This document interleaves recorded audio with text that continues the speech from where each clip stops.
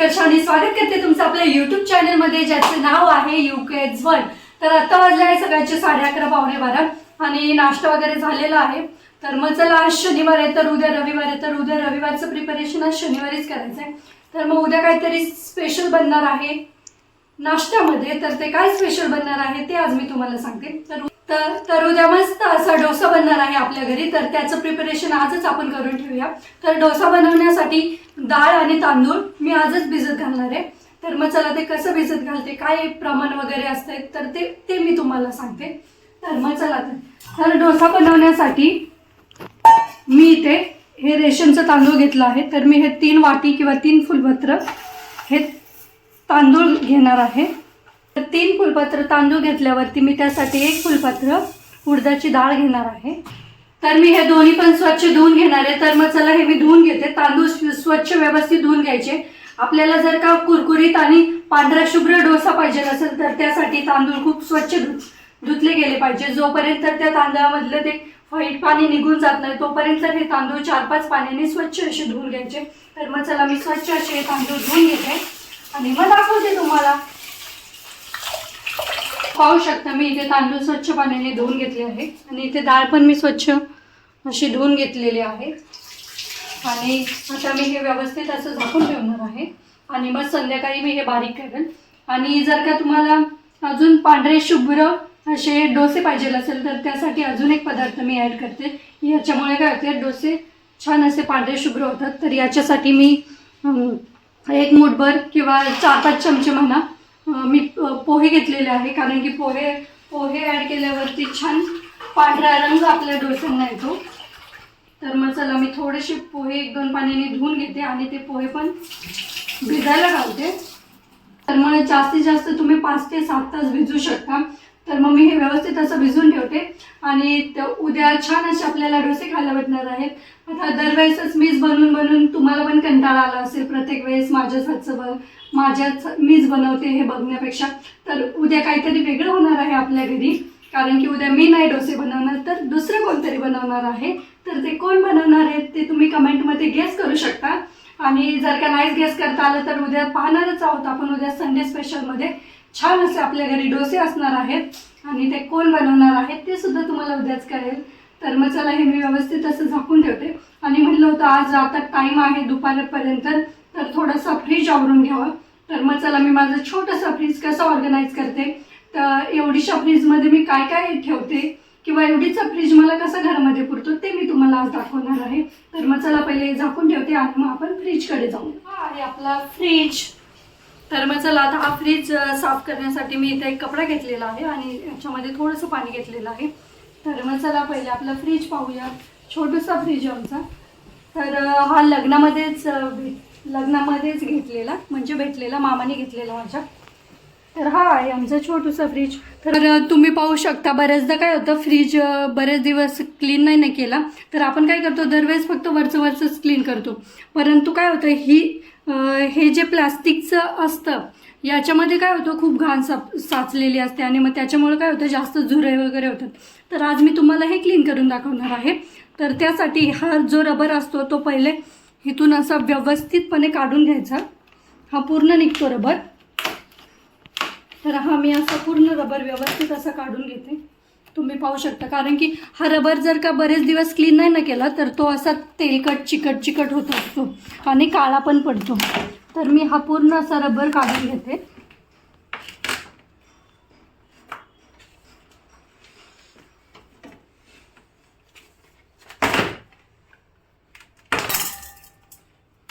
तर तुम्ही पाहू शकता हा रबर कसा काळा झालाय आतमध्ये। आणि मग काय होतं याच्यामुळे झुरळ वगैरे खूप जमा होतात फ्रीजमध्ये। कारण की आपण किती जरी वरतून क्लीन केला तरी पण हे जर का क्लीन नाही केलं तर झुरळ होण्याची जास्त शक्यता असते। तर मग आता हे कसं क्लीन करायचं हे मी तुम्हाला सांगते। तर हे तुम्ही तर मग यासाठी तुम्ही काय करू शकता थोडंसं कोमट पाणी सुद्धा घेऊ शकता किंवा आपलं नॉर्मल वॉटर घेतलं तरी पण चालेल। तर आपण काय करूयात ही जी माझ्याकडे वाटी आहे तर याच्यामध्ये मी अर्धी वाटी काय करणार थोडंसं नॉर्मल पाणी घेणार आणि मी याच्या आधी पण हे एकदा धुतलं त्याच्यामुळे मग मी काय करते नॉर्मल पाण्याने धुते। तर याच्यामध्ये मी ॲड करणार हा जो आपला निरमा असतो जो स्ट्रॉंग निरमा असतो तो तुम्ही यूज करू शकता. तुमच्याकडे जर का व्हिनेगर असेल तर ते सुद्धा तुम्ही यूज करू शकता.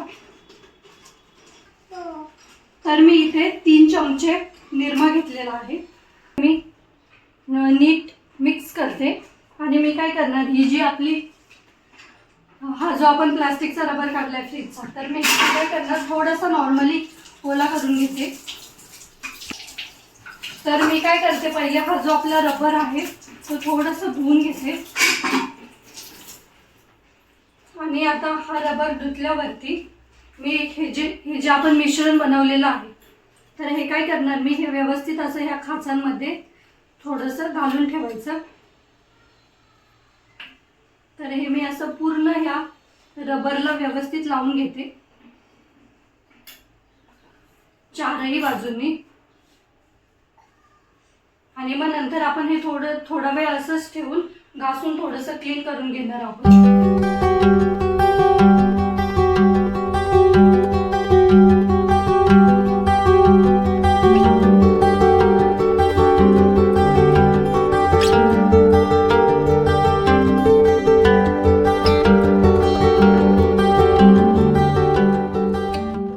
सगळीकडे व्यवस्थित लावून घेतलं आहे. आता ते मी 10-15 मिनिटं तसंच भिजून देते, म्हणजे ते पूर्ण डिटर्जंट जो आहे आपला जो निरमा आहे तो पूर्ण त्याला लागून जाईल. आणि मग आता मी तो बाकीचा जो फ्रीज राहिलाय तो थोडासा पुसून घेते, म्हणजे तो पण व्यवस्थित असा क्लीन.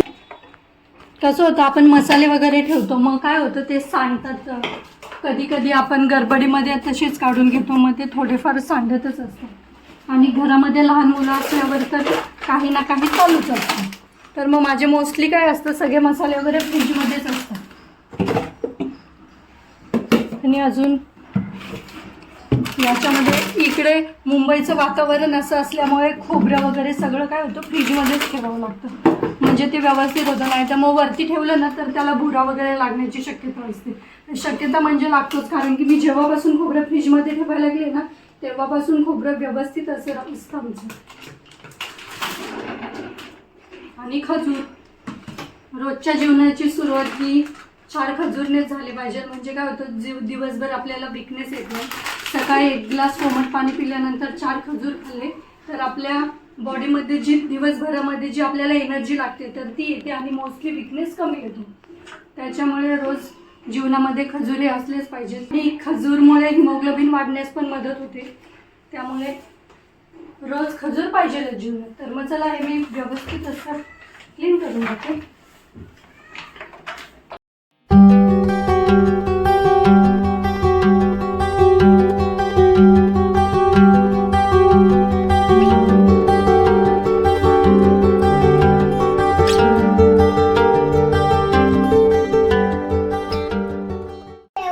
आणि इथे असतं श्रेयांचं फेवरेट पनीर. राहू दे, ते नाही धुवायचं, ते तुझ्या बर्थडेलाच क्लीन केले. हो का, तुला आवडतं काय पनीर? नाही आवडत आहे? आवडतं असतं, आवडत नाही. हो, पहिले उद्या बनवूयात आता.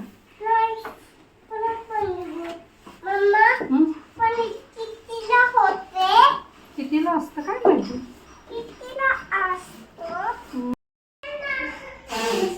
तर मग मी आपला फ्रीज व्यवस्थित असं सेट केलेला आहे.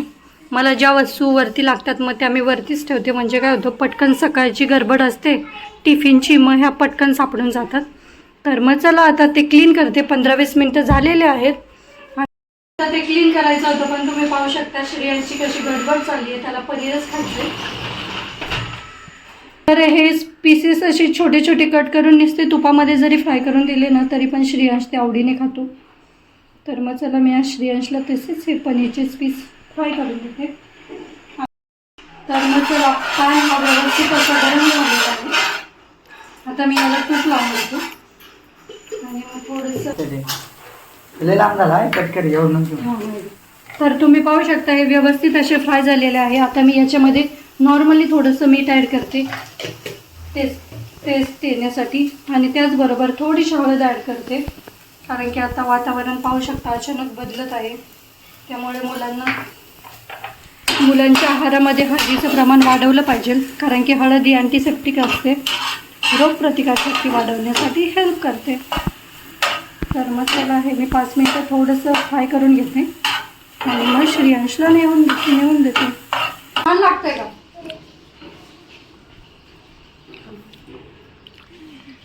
मम्माला एक बाईट दे की.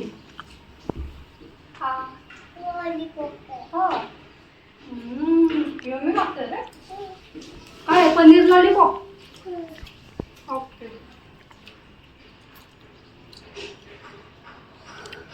तर श्रेयस त्याचं पनीर एन्जॉय करत आहे. तोपर्यंत मी हा रबर व्यवस्थित क्लीन करून घेतले. तुम्ही पाहू शकता याच्यामध्ये किती घाण झालेली आहे. तर मी हे सगळं व्यवस्थित असं क्लीन करून घेते. तर तुम्ही पाहू शकता याच्यामध्ये हे जे रबरमध्ये घाण बसती ना, तर ह्या टूथब्रशने क्लीन केलं ना तर हे निघून जातं. तर मग चला हे मी छान असं क्लीन करून घेते आणि मग दाखवते तुम्हाला पुढे काय करायचं ते. खायला नाही हे जास्त खराब होत, वरती आणि खाली. तर या 2 साइडेस छान व्यवस्थित घासून घ्यायच्या.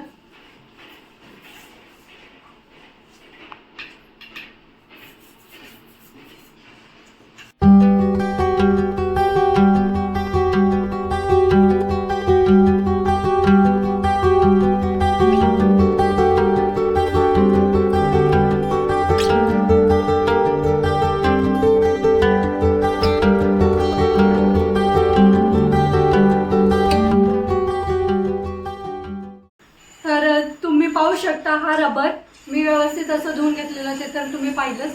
हा छान सुकून दिला आणि कोरड्या कपड्याने हा व्यवस्थित असा कोरडा करून घेतला. तर आता आपण हा आपल्या फ्रीजला पुन्हा लावून घेऊयात. तर मग चला हा कसा लावायचा ते मी तुम्हाला दाखवते. तर आता मी काय करणार, ही जी साईड असते तर ही साईड आपल्याला आतमधल्या साईडने घालायची. तर मग इथं पॅक हे पकडायचं आणि ही जी साईड आहे ही इथे जी खास दिसते आपल्याला, तर हे सगळं त्याच्यामध्ये पॅक असं प्रेस करून घ्यायचं आणि मग तसंच या सगळ्या साईडने हे व्यवस्थित असं प्रेस करून घ्यायचं. सगळ्या साईडने असं प्रेस करून घ्यायचं. मोस्टली काय करायचं, हे जे कोपरे असतात ते व्यवस्थित असे दाबून घ्यायचे. हे पाहू शकता मग तुम्ही खालच्या साईडला. तर मग हे 4ही साईडने मी हे व्यवस्थित असं पॅक करून घेतलं. सैयार ते जमुना पार लंबे लंबे. तर मग तुम्ही पाहू शकता हे व्यवस्थित असं आपला रबर पॅक झालेला आहे, व्यवस्थित ह्याला बसलेला आहे. हे क्लीन केल्यामुळे काय होतं, इथे जे आपल्या फ्रीजला जे झुरळ वगैरे लागतात तर ते मोस्टली लागत नाही. तर हे तुम्ही वर्ष 6 महिन्यातून एकदा काढून व्यवस्थित क्लीन करू शकता. तर मग मी हा व्यवस्थित असा फ्रीज क्लीन केलेला आहे. तर तुम्ही कसं तुमचा फ्रीज क्लीन करता ते मला कमेंटमध्ये नक्की सांगा. हा रबर काय करायचं, वर्ष 6 महिन्यातून एकदा क्लीन करायचा म्हणजे तो क्लीन राहतो. आणि सारखा पण क्लीन नाही करायचा, कारण की मग सारखा क्लीन केल्यामुळं तो काढ घाल करताना काय होतं, तो रबर पण लूज पडतो. त्याच्यामुळे मग सारखं पण नाही क्लीन करत बसायचं प्रत्येक वेळेस फ्रीज क्लीन करताना. परंतु वर्ष 6 महिन्यातून तुम्ही एकदा क्लीन केला की त्याच्यामध्ये जे झुरळ वगैरे असतात तर ते लागत नाही आणि तुमचा फ्रीज क्लीन राहतो. तर मग चला, तुम्हाला कशी वाटली माझी फ्रीज क्लिनिंगची पद्धत ते मला कमेंट करून नक्की सांगा. आता वाजले आहे दुपारचे 2:30. तर आता श्रेयांशला थोडंसं खायला घालून त्याला झोपी लावते. मी पण थोडासा आराम करते. मग चला आता पुढे व्हिडिओमध्ये काय काय होतंय तर ते पाहण्यासाठी स्टे ट्यून. जे आपण दुपारी भिजायला घातलेलं डोस्यासाठी, तर मी ते बॅटर तयार करून घेतलेलं आहे. व्यवस्थित असं हे बारीक करून घेतलेलं आहे. आपली जी पळी असती तर ती अशी सगळ्या बाजूने फिरवायची आणि हे असं मधून कट करायचं. असं पूर्ण गोल राऊंड फिरवायचा आणि असं मध्ये आल्यावरती कट करायचं. जोपर्यंत हे मिश्रण असं व्यवस्थित असं एकजीव होत नाही तोपर्यंत हे अशीच प्रोसेस करत राहायची. म्हणजे काय होतं, आपलं जे पीठ असतं, जे आपलं फायनल पीठ होणार आहे तर ते पूर्ण असं एकजीव होतं. तर मग ही अशी प्रोसेस केल्यामुळे काय होतं, जे आपण हे पीठ जे मिश्रण आपण आंबवणार आहे तर ते व्यवस्थित असं आंबवलं जातं आणि डोसा तुमचा छान खुसखुशीत होतो. तर मग चला, मी जोपर्यंत हे व्यवस्थित असं मिक्स होत नाही तोपर्यंत हीच प्रोसेस फॉलो करून घेते. तर मग तुम्ही पाहू शकता हे मी मिश्रण व्यवस्थित असं एकजीव करून घेतलं आहे. आता हे मी झाकून ठेवणार आणि आता 8:30-9 वाजलेले आहेत. तर तेव्हा मी केलं, तर उद्या 9-10 वाजेपर्यंत हे छान असं आंबवलं जाईल, व्यवस्थित असं फर्टिलाइज होईल. तर मग चला हे मी असं साईडला ठेवते आणि आता स्वयंपाक तर बनून झालेला आहे. परंतु यांना गरमागरम अशी भजी खायची इच्छा झालेली, मला पण दुपारी झालेली, कारण की वातावरण असं होतं. तर मग चला आता थोडीशी भजी काढून घेते मस्त अशी गरमागरम, आणि ती भजी मी कशी करते त्याची रेसिपी मी तुमच्यासोबत शेअर करते. कांदा भजी बनवणार आहे, तर मग चला तर तुम्हाला दाखवते. भजी बनवण्यासाठी मी इथे 3 कांदे सोलून घेतले आहे, वरचं कवर काढून ठेवलं आहे. आणि त्याचबरोबर त्याच्यामध्ये टाकण्यासाठी मी इथे 4-5-7 हिरवी मिरची घेतलेली आहे. आता ही हिरवी मिरची ते मी मिक्सरच्या भांड्यामधून बारीक करून घेणार. तर इथे मी 4-5 हिरवी मिरची घेतली आहे, थोडंसं लसूण ॲड करते. त्याचबरोबर थोडंसं मी जिरा ॲड करणार, आणि त्याचबरोबर थोडंसं मी ओवा देखील ॲड करणार. ओव्याने छान टेस्ट येते भजीला. तर मग हे मिश्रण मी छान असं बारीक करून घेते. तर तुम्ही पाहू शकता मी हे मिश्रण व्यवस्थित असं बारीक करून घेतले. आता मी कांदा उभा कट करून घेणार. तुम्हाला जसा पातळ पाहिजे तसं तुम्ही करू शकता. तर मी छान असं व्यवस्थित कांदा कट करून घेतला, आणि तो मी असं छान वेगवेगळा करून घेते, म्हणजे आपल्याला कांदा. तर तुम्ही पाहू शकता कांदा कापल्याने कसं डोळ्यामध्ये पाणी येते. आज एक स्टेटसला वाचलं होतं की लाईफमध्ये एवढं स्ट्रॉंग व्हा की फक्त कांदा कापल्यानेच तुमच्या डोळ्यामध्ये पाणी येईल. तर ते आता डोळ्यामध्ये पाणी आल्यावरती मला ते आठवलं. तर मग चला, तुम्हाला कसा वाटला हा सुविचार ते नक्की कळवा. तर हा मी कांदा हे करून घेतला. आता याच्यामध्ये आपण हे जे वाटण काढून घेतलेलं हिरवी मिरचीचं वगैरे, तर मी ते ॲड करून घेणार. त्याचनंतर मी याच्यामध्ये मीठ ॲड करणार. आपल्या चवीनुसार तुम्ही मीठ ॲड करू शकता. आणि त्यानंतर मी याच्यामध्ये थोडीशी लाल मिरची पावडरसुद्धा ॲड करणार आहे. लाल मिरची पावडरने काय होतं, कलर छान येतो. आणि हे मी छान असं मिक्स करून घेते. तर हे व्यवस्थित असं मिक्स करून झाल्यानंतर मी याच्यामध्ये तुम्ही पाहू शकता बेसन पीठ ॲड करणार आहे. तर मी हे छान असं व्यवस्थित असं सगळं बेसन पीठ ॲड करून घेते.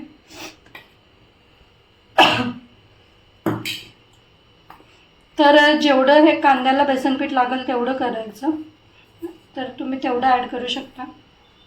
तर आपण काय करणार आहे, न पाणी ॲड करता हे भजी बनवणार आहे. तर काय करणार, मीठ टाकल्यामुळं कांद्याला हे पाणी सुटणारच आहे. तर त्याच पाण्यामध्ये, सुटलेल्याच पाण्यामध्ये आपण हे छान असं पीठ मळून घेणार आहोत.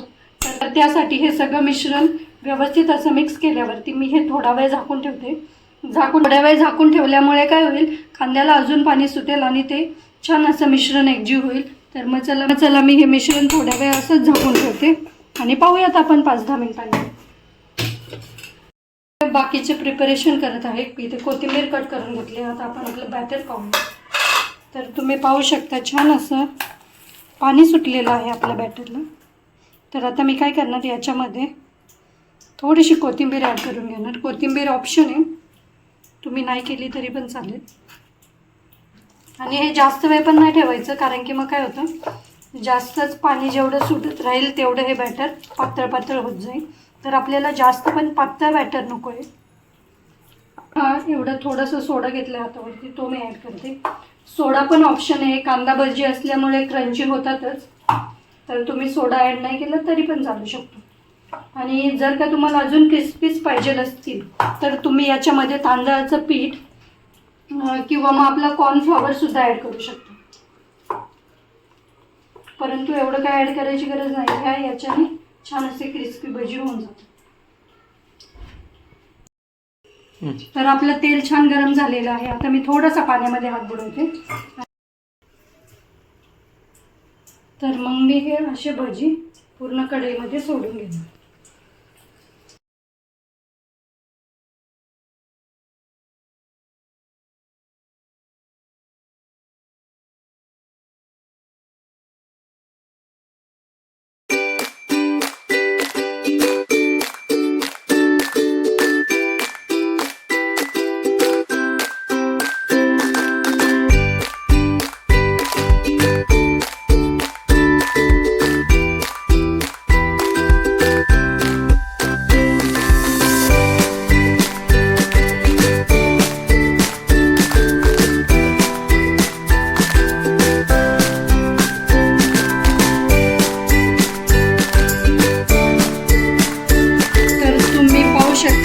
असे भजी फ्राय करून झालेले आहेत. छान गोल्डन कलर आलेला आहे भजी.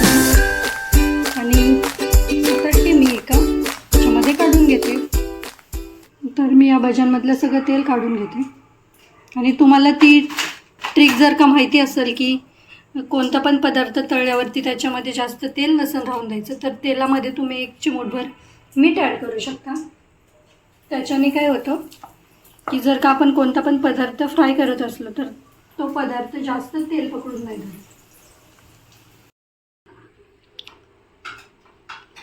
तर मग चला, इथे आपले गरमागरम असे कांदा भजी रेडी आहेत. तर खूप छान आणि क्रिस्पी झालेले आहेत. तुम्ही पाहू शकता, खाताना पण खूप क्रिस्पी लागत आहे. सोबतच इथे थोडीशी हिरवी मिरची तळलेली आहे. मिरचीची काही गरज नाही, कारण की खूप तिखट भजी झालेले आहेत. खूप क्रिस्पी झालेले आहेत. तुम्ही पण ही रेसिपी नक्की ट्राय करून पहा आणि तुमची भाजी कशी क्रिस्पी होत आहेत की नाही ते मला कमेंट करून सांगा. तर मग चला, इथे साईडला मी भाजी वगैरे गरम करायला ठेवली आहे. आता आम्ही जेवण करून घेतो. रात्रीचे 9:30 पावणे 10 झालेले आहेत.